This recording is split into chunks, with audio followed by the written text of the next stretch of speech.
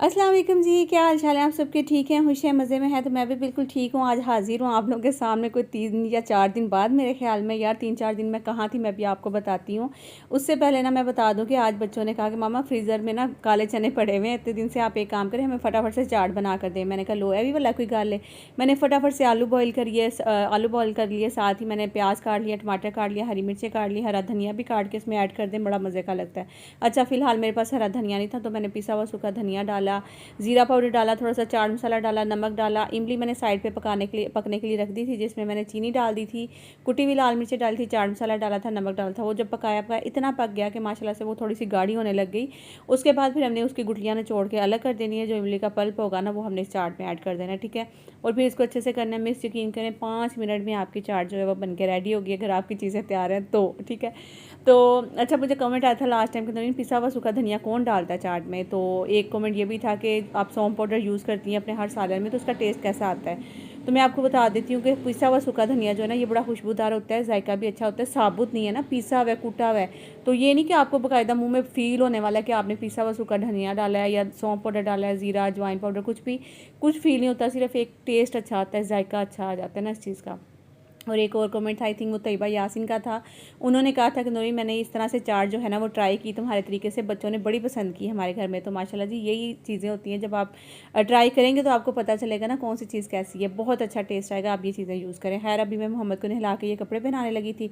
इसके बटन इतने कोई मोटे मोटे वाले थे, मुझे लग रहा था कि इसके सीने में पता नहीं चुभेंगे या नहीं। तो खैर मैं ना कहा कि चलो अब नहला के ना इसको ये पहना देती हूँ, फिर देखती हूँ, नहीं तो फिर मैं चेंज कर दूँगी अगर इसको तकलीफ़ हुई तो। खैर आप लोगों ने माशाल्लाह ज़रूर बोल देना। आजकल ना ये व्लॉग मेरा ज़ाहिर सी बात है 2-3 दिन व्लॉग नहीं आया, तो आपको पता है अलग अलग दिन के जो है ना कुछ क्लिप्स भी मैंने इसमें ऐड कर दिए थे। और मोहम्मद इसमें तो आपको माशाल्लाह बड़ा एक्टिव और ठीक नज़र आ रहा है। उसके बाद फिर वो बेचारा बीमार हो गया था बहुत ज़्यादा, तो उसको नज़ला ज़ुकाम बुखार गला ख़राब इस तरह से फ़ील हो रहा था, बेचारे की आँखें रेड रेड हो रही थी। अच्छा, उसके लिए आपने दुआ कर देनी है। और दूसरी चीज़ ना, इसके बाद जो मैं आपको क्लिप दिखाने वाली हूँ ना, आप देखिएगा, मैं काफ़ी देर से लेट के देख रही थी कि मोहम्मद शीशे के सामने आता था और उसको अपना मुँह ही देख के ना शीशे में रो रहा था, फिर वापस जा रहा था, फिर वापस आ रहा था, तो बड़ा फ़नी लग रहा था। मोहम्मद रो रहा है और शीशे में अपना मुँह देख के खुद ही ज़्यादा रोना शुरू कर रहा है, देखा ज़रा।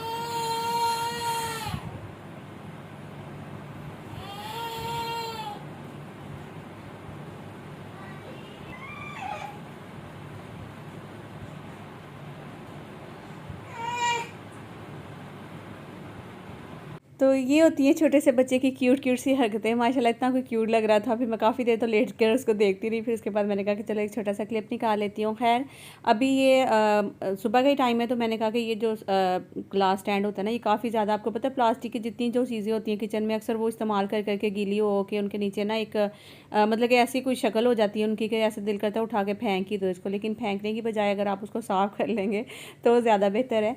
तो मैंने यहाँ पे थोड़ा सा हार्पिक लेकर ना वो इसके ऊपर डाल दिया था। अब थोड़ी देर बाद इसको पहले तो अच्छे से एक साइड पे करके, बर्तनों में नहीं धोना है, इसको अलग से करके धोऊंगी। उसके बाद फिर इसको साफ़ पानी से धोकर, फिर दूसरी दफ़ा साबुन से धोकर, फिर साफ़ पानी से धोकर फिर इसको यूज़ करूँगी, ठीक है। और हार्पिक जो है ना वो अक्सर प्लास्टिक की जो चीज़ें होती हैं ना उसको बड़े अच्छे से साफ़ कर देता है, बिल्कुल एकदम न्यू शक्ल हो जाती है, यकीन करें। तो बस ये मैंने कर लिया था। उसके बाद मेरा आज पकाने का बिल्कुल भी कुछ दिल नहीं कर रहा था, तो मैंने ना फटाफट से एक सिंपल सी रेसिपी जो कि मैंने सोचा आपके साथ शेयर करूँ। जब आपका दिल कुछ ना करे तो फिर आप भी मेरी तरह इस तरह से ये बना सकते हैं, ठीक है। तो यहाँ पे आप देख लें कि हल्दी है, पिसी हुई लाल मिर्च, कुटी हुई लाल मिर्च, नमक, अजवाइन पाउडर, पिसा हुआ सूखा धनिया, मेथी पाउडर, और ये है जी वो ज़ीरा पाउडर, और साथ में है सौंफ पाउडर, ठीक है। ये सारे मसाले हमने इसमें डाल दिए। बहुत ही सिंपल और इजी रेसिपी है हमारी ये। इसमें अब हम सिर्फ पानी ऐड करेंगे, और जब कुछ भी पकाने का दिल ना करे या समझ में ना आए तो फिर आप ये बना लिया करें, ठीक है। अब इसको मैं ढक कर रख दूँगी। तो आपने मेरी आवाज़ से जज कर लिया होना कि मैं कितनी ढीली सी बोल रही हूँ। और बिल्कुल पिछले ना कुछ 2-3 दिन थे ना, इनमें मैं बड़ी पता नहीं क्यों एक इमोशनल सी एक दुखी आत्मा मेरे अंदर जागी हुई थी। और मुझे ना इस तरह मतलब छोटी छोटी बातों पे रोना आ रहा था और अजीब सी फीलिंग्स थी मेरी, और मेरा दिल नहीं था कर रहा कि मैं व्लॉग्स बनाऊँ या कुछ भी इस तरह से करके ना। तो मेरे साथ ये सब चीज़ें चल रही थी, तो फिर मैंने छोड़ दिया। मैंने कहा 2-3 दिन हो रही ना, आराम से रेस्ट करो। दिल भी करता था कि व्लॉग डालूँ, बनाऊँ, आप लोगों के साथ शेयर करूँ, लेकिन फिर मैं पता नहीं क्यों मेरे अंदर इस तरह की एक, कहते हैं ना कि हार्मोन जब चेंज होते ہوتے ہیں انسان کے. اور 5th اپریٹ کے بعد نا میرے ساتھ تھوڑی سی جو ہے نا وہ چینجنگ میری جو آئی ہیں مجھ میں. ایک تو میری باڈی جو ہے نا وہ پہلے سے زیادہ تھوڑا پھول گئی ہے, اور آپ کو پتہ ہے اپریٹ کے بعد جسم تھوڑا سا جو ہے وہ پھولتا ہی جاتا ہے. اور ماشاءاللہ سے ابھی تک تو میرے 5 اپریٹ ہو چکے ہیں. تو اس کے علاوہ جیسے مطلب کہ ہارمونز بھی انسان کے ڈسبیلنس ہوتے رہتے ہیں, آپ کو پتہ ہی ہے. تو میرے نا اس طرح کوئی دکھی ہوئے تھے اس ٹائم پہ, ہارمونز بھی بالکل ایک دم سیڈ والے آئے ہوئے تھے.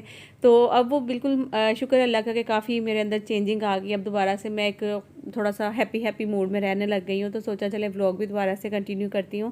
اور آپ کو پتہ ہی آگے بھائی کی شادی بھی آنے والی ہے, پھر اس کی تیاریاں بھی ہیں, بہت ساری چیزیں ہیں.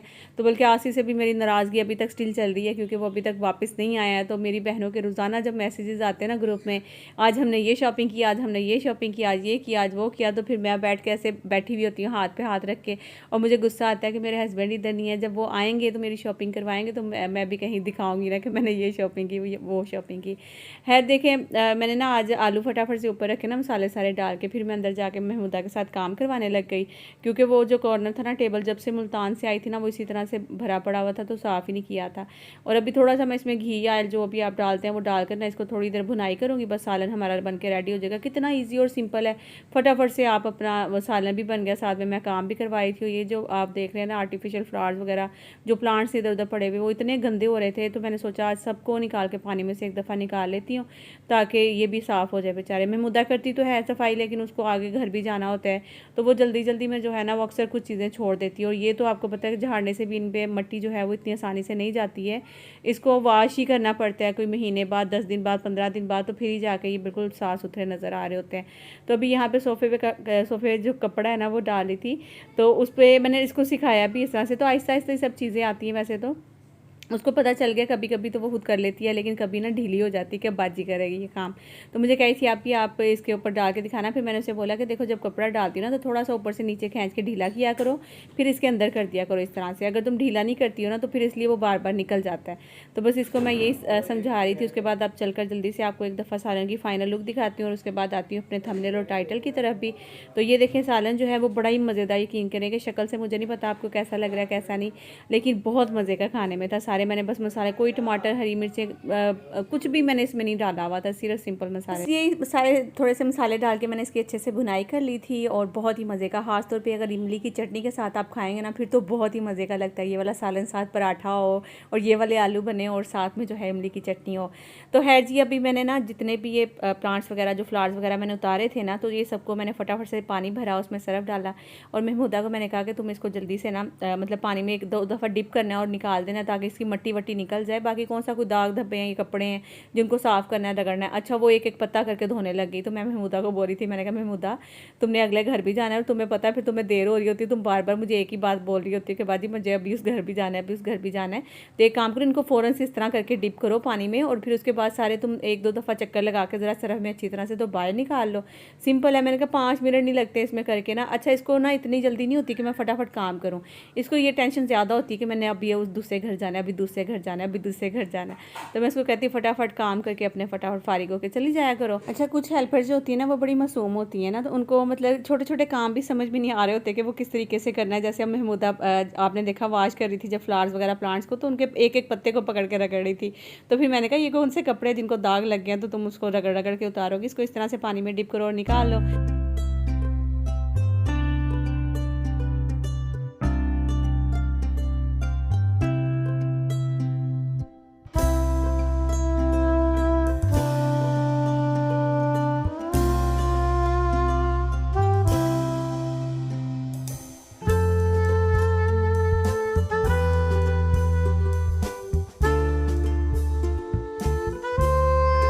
تو جی ابھی محمودہ جو ہے وہ اپنے کام شام کر کے چلی گئی تھی, اور میں نے فٹافٹ سے آٹا گوندا, سالن بن گیا تھا. بچے بھی اب واپس آنے والے تھے. جیسا کہ میں نے آپ کو کہا ہے کہ یہ میرے الگ الگ دن کا ولاگ تھا, جس کو میں نے ساتھ ہی پھر میں نے کچھ کلپ جو تھے وہ لگا دیے تھے. میرا دل کرتا تھا پھر نہیں بھی کرتا تھا, اس طرح سے میرے ساتھ ہو رہا تھا, تو اس لیے میں ولاگنگ پراپر نہیں کر پا رہی تھی.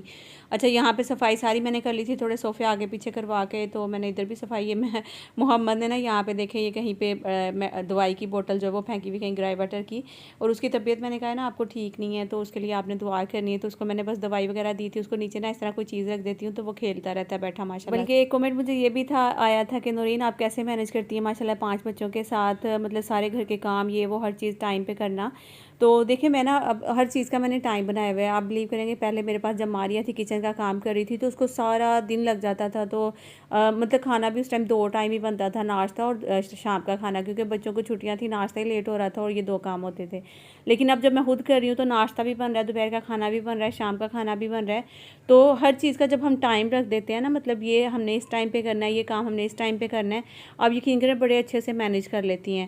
تو میرا بھی اب یہی حساب ہے کہ جیسے محمودہ آتی ہے اس کے ساتھ تھوڑی بہت چیزیں وغیرہ سنبھال کے, یا جو بھی اس کے ساتھ, کیونکہ اس کو چاہیے ساتھ ساتھ نا بیڈ شیٹ سیدھی کر دے, صوفے کا کپڑا کوئی ٹھیک کر دے, کوئی یہ کر دے, کوئی وہ کر دے.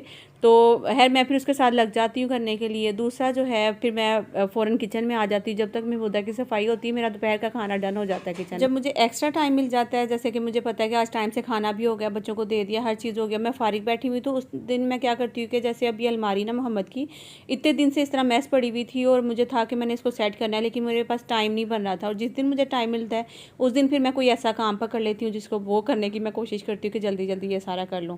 تو بس آج یہ کھولی ہوئی تھی.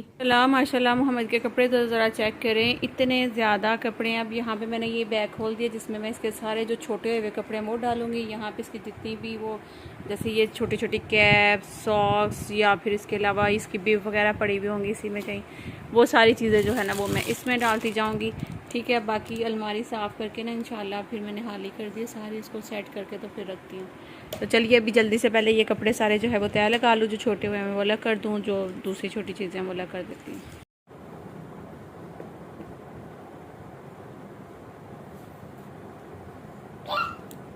اور آج نا محمد کی طبیعت بھی ٹھیک نہیں تھی اور وہ مجھے بہت زیادہ تنگ کر رہا تھا, لیکن یہ کام بھی کرنے ضروری تھے کیونکہ پھر اس کے بعد آپ کو پتہ ہے میں نے پنجاب چلے جانا ہے اور پیچھے آصف نے گھر ہونا ہے. تو میں نہیں چاہتی تھی کہ آصف کسی بھی چیز کو ہاتھ لگائیں تو وہ گندی نظر آئے. جیسے کچن کے کیبنٹس میں نے ایک دن لگا کے کچن تھوڑا تھوڑا صاف کر دیا, پھر میں الماریاں سیٹ کر دوں گی, یا گھر کے کوئی بھی اس طرح کے کونے ہیں جہاں چیزیں پڑی ہوئی اور کافی دن سے صاف نہیں کیا تھا, تو میں کہہ رہی کہ وہ سب چیزیں کر دوں تاکہ آصف اگر آئیں وہ کسی بھی کونے میں کوئی بھی چیز کھولیں نکالیں رکھیں تو ان کو یہ ہو کہ بھی نورین نے سب چیزیں سیٹ کر کے رکھی ہوئی ہیں. تو خیر آج محمد کی طبیعت ٹھیک نہیں ہے, تو بہت تنگ بھی کر رہا تھا نا, اسی لیے کیونکہ اس کی طبیعت جب بچے کا چڑچڑا ہوا ہوا نا تو پھر بہت زیادہ وہ تنگ کرتا ہے کہ ہر وقت چپکا ہی رہتا ہے ساتھ ساتھ نا.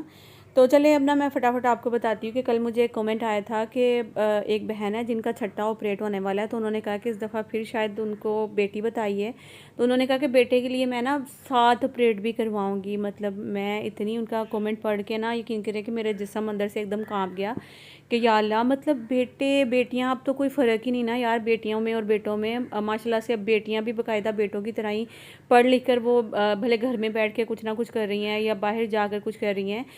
مجھے نہیں لگتا کہ اب اتنا زیادہ کوئی خاص فرق رہا ہے بیٹیوں میں یا بیٹوں میں. پہلے لوگ بیٹوں کو پڑھاتے تھے, بیٹیوں کو مطلب کہ اس طرح گھروں کے کام میں رکھنا, پھر شادیاں کر دینا اور اگلے گھروں میں بھیج دینا, اور یہ سب چیزیں ہوتی تھی. لیکن اب یہ چیزیں نہیں ہیں, اب تو باقاعدہ بیٹیوں کو بھی اتنی ہی عزت دی جاتی جتنی بیٹوں کو. بلکہ مجھے اس طرح لگتا ہے کسی کسی گھر میں تو بیٹوں کو باقاعدہ ان کو رسپیکٹ بھی نہیں دی جاتی, ان کی اتنی عزت بھی نہیں کی جاتی جتنی بیٹیوں کی جاتی ہے. تو یہ بھی چیزیں ہوتی ہیں. خیر آپ سب, بلکہ میں ان بہن کو یہ سمجھانا چاہوں گی کہ کبھی بھی ایسا چانس نہ لو. اگر یہ بھی 6ٹھا آپریٹ اللہ تعالیٰ آپ کو زندگی دے, صحت کے ساتھ آپ کا بچہ صحیح سلامت ہو, آپ بالکل ٹھیک رہیں اور خیر سے وہ اس دنیا میں آئے, لیکن پلیز میں کہتی ہوں کہ 7واں آپریٹ کی طرف نہیں جانا. میں آپ سب سے بھی گزارش کروں گی جتنی بہنیں مجھے دیکھ رہی ہیں نا, آپ لوگ کمنٹ کر کے اس بہن کو بلکہ سمجھانا. وہ میرے ولاگس کافی شوق سے دیکھ رہی ہیں, ان کا نام بھی نورین ہے اور وہ چکوال سے ہیں, تو وہ مجھے کافی الگ الگ ولاگس پہ کمنٹس کر رہی ہیں اور وہ کہتی ہیں نورین مجھے بڑا مزہ آتا ہے تمہارے ولاگس دیکھنے کا. تو وہ دیکھ رہی ہوتی ہیں آج کل. تو آپ لوگ لازمی کمنٹس کریے گا, سب ان کو بتائیے گا کہ نہیں نہ چانس لیں, اب بیٹی بیٹے میں کوئی فرق نہیں ہے. اللہ تعالیٰ زندگی دے آپ کی بیٹیوں کو, اللہ پاک ان کے نصیب اچھے کرے, اللہ پاک آپ کو ان کے پتہ نہیں اللہ نے کتنا دینا ہے آپ کو بیٹیوں کے پیچھے. یقین کریں جن کے گھروں میں بیٹیاں ہوتی ہیں, میں نے بڑی رحمتیں دیکھی ہیں اس گھر میں. ہم خود ماشاءاللہ 5 بہنیں تھیں, 7 تھی ہم بہنیں نا, تو 2 بہنیں تو ٹوینز تھیں, تو وہ ان کو جو ٹوینز ہوتی ہیں آپ کو پتہ ہے ان میں زیادہ تر ایسا ہی ہوتا ہے کہ بہت کم مطلب کہ بچتی ہیں بچیاں, اب اللہ ہی بہتر جانتے ہیں. لیکن میری وہ دونوں بہنیں جو تھیں نا وہ چھوٹی عمر उम्र में ही फ़ौत हो गई थी। बाकी हम 5 बहनें थी और हमारे अब्बू इतना खुश होते थे ना, मैं आपको बता नहीं सकती। कभी उनके माथे पे बल नहीं आया था कि अल्लाह ने मुझे बेटियाँ दी हैं। हमेशा वो खुश होते थे और वो यही कहते थे कि ये मेरी बेटियाँ नहीं, वो पुत्र बोलते थे। मेरे अब्बू पंजाबी है ना हम लोग, तो वो पुत्र, आपको पता है बेटों को पुत्र प्यार से बोला जाता है, तो वो हमें बोलते हैं ये मेरे पुत्र हैं, ये मेरे बड़े प्यारे पुत्र हैं, ये बेटियाँ नहीं हैं। कोई खबरदार मुझे कोई इतनी बात ना करे कि इसके पास बेटियाँ हैं बेटे नहीं हैं। तो वो बड़े खुश होते थे हमसे, और अल्लाह ताला ने इतना दिया था ना, मैं कहती हूँ कि अल्लाह का शुक्र है कि मतलब उस वक्त में हमारे पास हर चीज़ थी, जो कि शायद ही किसी घर में बहुत सारी चीज़ों की जैसे होता है कि नहीं था वो चीज़ें। अल्लाह का दी हुई हर एक नेमत थी, हर एक मतलब कि हमारे घर में रहमत थी, नेमत थी। बहुत खुश थे हम लोग। और माशाल्लाह अब जब हम सब बहनें अपने अपने घर में चले गई हैं, और जब 5वीं बहन का मतलब 5वीं बहन की शादी हुई, वो अपने घर चली गई, और मेरे अब्बू जो है ना उसके 5वीं बहन के बाद जल्दी जो है इस दुनिया से चले गए थे। और उसके बाद अब वो घर बिल्कुल खाली सा हो गया है। मतलब उस घर में मेरा भाई अक्सर कई दफ़ा बोलता है कि सही कहते हैं कि बेटियों के नसीब पे अल्लाह ताला बहुत ज़्यादा देता है। तो अब मुझे कभी कभी इस तरह फ़ील होता है कि जो हमारे घर में मतलब कि उस टाइम पे बरकतें थी ना, मतलब आप समझ ही रहे होंगे मेरी कहने का मतलब जो भी था। वो कह रहा था कि वक्त के साथ साथ जब सारी बहनों की शादी होगी ना, तो वो चीज़ें ऐसे लग रहा था जैसे घर से जाती जा रही हैं। तो बेटियों वाले घर बड़े खुश नसीब घर होते हैं, यकीन करें। मेरे पास बेटी नहीं है तो मुझे पता है इस चीज़ का। मैंने भी चांस लिया आपकी तरह कि शायद अल्लाह ताला मुझे भी बेटी दे, लेकिन अल्लाह ने मेरे नसीब में शायद बेटे लिखे हुए थे, तो फिर मैंने भी ज़्यादा वो नहीं किया कि नहीं मतलब मुझे बेटी क्यों नहीं हुई, ये वो। थोड़ा सा दुख हुआ था, रोई भी थी, आसिफ भी काफ़ी ज़्यादा रोए थे कि अल्लाह ने हमें बेटी नहीं दी। और अक्सर तो लोग ऐसी बातें भी करते हैं जिससे अल्लाह नाराज़ होता है, उनको बेटियां नहीं देता, जिससे ये होता है वो होता है, पता नहीं कैसे कैसे मतलब कि लोग सोचते भी हैं। मुझे इस तरह लगता है कि अल्लाह ताला ने जब खुद कुरान पाक में ये चीज़ें हमें बताई हुई हैं कि भाई मैं जिसको चाहूँ बेटियां दूँ, जिसके चाहूँ बेटे दूँ, जिसको चाहूँ बे औलाद रखूँ, जिसको चाहे बेटियाँ और बेटियाँ दो, बेटे और बेटियाँ दोनों दूँ, तो फिर हमें कोई गिला शिकवा नहीं करना चाहिए। हम अल्लाह ताला से नाराज़ होते हैं इस तरह से, यकीन करें कि ऐसी चीज़ें करके। और आपको पता है परेड में ज़्यादा चांस नहीं लिए जा सकते, तो आप भी मेरी बहन प्लीज़ अपनी सेहत का ख्याल रखें, अपनी ज़िंदगी से प्यार करें। शायद बेटा आ भी जाएगा तो वो आपको ना उस तरह से इज़्ज़त दे, तो फिर आप क्या करेंगे? आपकी ज़िंदगी से आगे तो कोई चीज़ नहीं है। तो ठीक है, मेरे बेटे यकीन करें, मुझे इस तरह लगता है कि बेटों की इतनी वैल्यू नहीं होती जितनी बेटियों की होती है। और बेटे जो हैं कल को क्या होगा, शादियाँ होंगी, बीवियाँ आएँगी, अपने उनको साथ अपनी ज़िंदगियों में मगन हो जाते हैं, मसरूफ़ हो जाते हैं। और बेटियाँ तो अगले घर में जाकर भी अपने माँ बाप के कितना सोचती रहती है कि मेरी माँ ठीक है या वो कैसी है, वो कैसी नहीं है, ये सब चीज़ें कर रही होती है ना। तो ये सब चीज़ें मैंने सोचा आपके साथ शेयर करूं। और आप लोग भी जितने मुझे जो लोग सुन रहे हैं, तो प्लीज़ आप लोग ज़रूर उस बहन को समझाने की कोशिश करना, शायद मे भी वो समझ जाएगी। और अल्लाह ताला करे, मेरी दुआ है कि अल्लाह पाक करें कि अभी जो आपने चांस लिया है, जो 5वां आपका छठा आई थिंक ऑपरेट है, तो अल्लाह ताला करे कि वो आपका जो है ना बेटा ही अल्लाह ताला आपको दे, ताकि आपकी ख्वाहिश पूरी हो जाए। बाकी आगे अल्लाह की मर्ज़ी है, अल्लाह की मर्ज़ी के आगे कभी आप अपनी आँखों से आंसू ना निकालें कि हमें अल्लाह ने ये क्यों दे दिया है। ठीक है कि एक इंसान की ख्वाहिश होती है, लेकिन उस ख्वाहिश को ख़त्म कर दें सिर्फ अल्लाह की रज़ा के लिए, तो अल्लाह ताला आपसे बहुत ज़्यादा खुश होगा। अगर मुझसे कोई पूछता है ना कि नूरीन तुम बेटी के लिए जो है वो चांस लोगी दोबारा से, या फिर जैसा कि आपको पता ही कि आसिफ को ना बहुत ज़्यादा ना मतलब कि प्यार है, ख़ासतौर पर जब वो बेटियों की कोई वीडियोज़ देखते हैं तो वो रोने लग जाते हैं बाकायदा। फिर उनको देख कर मुझे भी रोना आता है कि नहीं यार, मतलब कि पता नहीं क्यों हमारी बेटी नहीं हुई। ये सब चीज़ें ना एक दिल में ख्वाहिशात आती हैं। लेकिन ना अच्छा कभी कभी ना ऐसा होता है कि हमारे ससुराल वालों का भी इस चीज़ में बड़ा हाथ होता है कि वो औरतों को ना इस चीज़ से हमेशा जो है ना औरत को नीचा दिखाया जाता है। अगर तो बेटे हो जाते हैं ना, तो वो बड़े फ़ख्र से बोलते हैं कि ये तो औलाद जो है वो मर्द के नसीब की होती है, और अल्लाह ने हमारे बेटे के नसीब में ना उनको बेटे दिए हैं, या कुछ भी इस तरह से बोलते हैं। और जब अगर थोड़े से हालात ऐसे ऊंचे नीचे हो जाते हैं, अगर तो मर्द के हालात थोड़े से ख़राब हो गए, तो ये औरत के नसीब का था। देखो औरत के नसीब में पैसा होता है, मर्द के नसीब में जो है वो औलाद होती है। वो इस तरह की बातें करते तो औरत बेचारी बहुत ज़्यादा डिप्रेशन में जाती है, दुख होता है उसको कि मुझे ससुराल वाले इस तरह की बातें करते हैं। तो ये भी चीज़ें नहीं होनी चाहिए। मुझे इस तरह लगता है कि हमेशा बस यही बोले कि जो अल्लाह ताला ने आपके नसीब में लिखा है, चाहे वो बेटियाँ हैं, बेटे हैं, पैसा है या नहीं, इंसान को हर हाल में खुश रहना चाहिए। तो उसको कभी भी ये चीज़ें नहीं सोचनी चाहिए कि मेरे नसीब में ये चीज़ें क्यों नहीं है, मैं ऐसी क्यों नहीं हूँ, मैं वैसी हूँ, ये वो। मैं कभी कभी बहुत ज़्यादा डिमोटिवेट होती हूँ कि मुझे व्यूज़ नहीं आ रहे। बहुत सारी ऐसी व्लॉगर्स हैं जिनके मुझे नहीं लगता कि कोई इतने अच्छे व्लॉग्स, यकीन करें मैं कभी कभी मैं न्यूट्रल होकर मैं कंपेयर شیئر کرتی ہوں، میں کبھی یہ نہیں سوچتی کہ میں خود ولاگر ہوں، میرے ولاگز ایسے ہیں یا سامنے والے کے ولاگز ایسے ہیں، تو میں کبھی کبھی سوچتی ہوں نا کہ یار ان سے میرے ولاگز پھر بھی مجھے بہتر لگ رہے ہوتے ہیں، بہت زیادہ موٹیویشن ہوتی ہے میرے ولاگز میں۔ تو کوکنگ میں بہت زیادہ پروفیشنل نہیں ہوں، تو اس لیے میں کوکنگ کے زیادہ تر جو ہے نا آپ نے دیکھا ویڈیوز بھی نہیں ہوتی ہیں میری، تو ہاں گھر کی جو روٹین ہوتی ہے نا اس پہ میں ضرور بناتی ہوں۔ تو میں نہیں یہ چیزیں سوچ کے میں ٹینشن نہیں لیتی ہوں کہ ان کے نصیب کے اتنے ویوز ہیں، میرے نصیب میں کیوں نہیں، جو اللہ تعالیٰ نے جس کے نصیب میں لکھا ہے اس کو سب مل رہا ہے۔ اوکے جی، اپنا خیال رکھیے گا، دعا میں یاد رکھیے گا، لائک ضرور کریے گا، نہیں آئے گا سبسکرائب۔